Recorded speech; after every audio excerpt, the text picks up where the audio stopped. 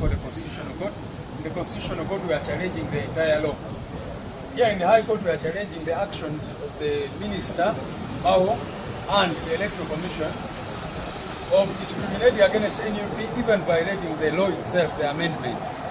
When the amendment was made, the Political Parties and Organizations Act, the law provided that there has to be a statutory instrument which creates a new High Court, where political parties decide whether or not to remain members of the National Consultative Forum, which National Consultative Forum, NUP is already a member of.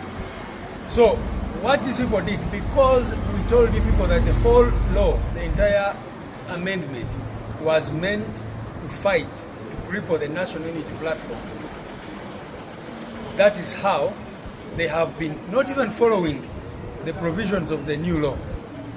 So that is why that Mao, out of vengefulness and all that, wrote to the Electoral Commission, said, exclude NUP. And we're here before the High Court. We said that is wrong, that is irregular, that is illegal.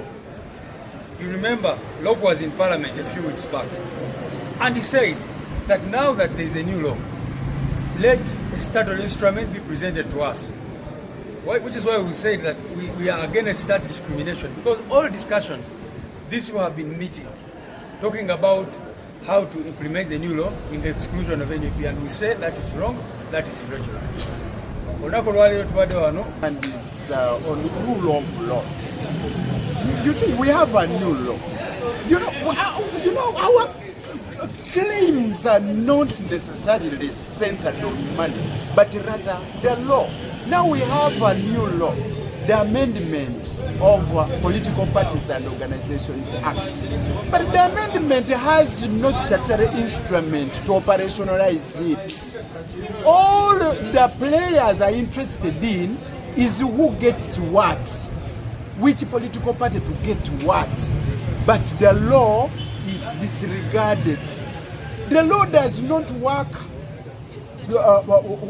without considering the status quo. What is the status quo? What has been there?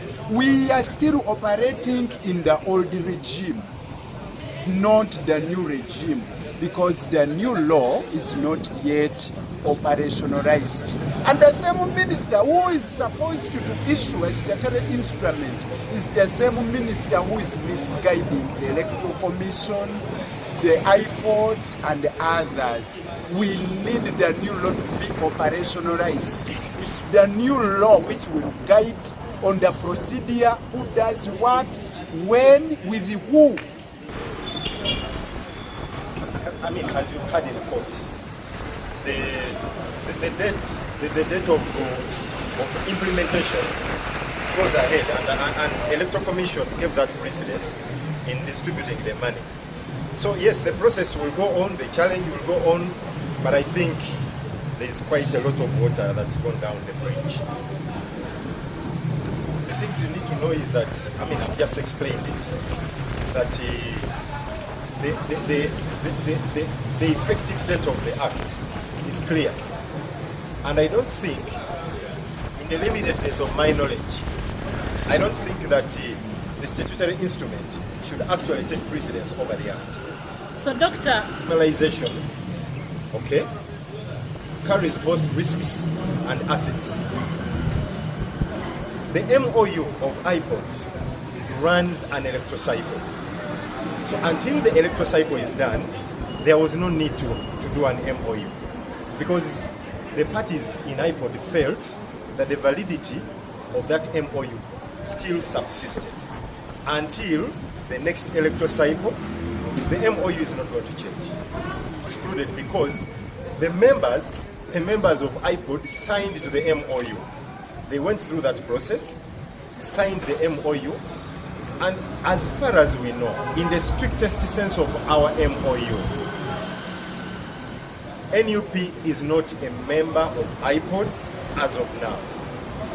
At one point in time, and until that process that will culminate into the signing of the MOU by the party, committed by the party president and the secretary general, they are not members of it. They've received the funding before, prior to the coming of the law.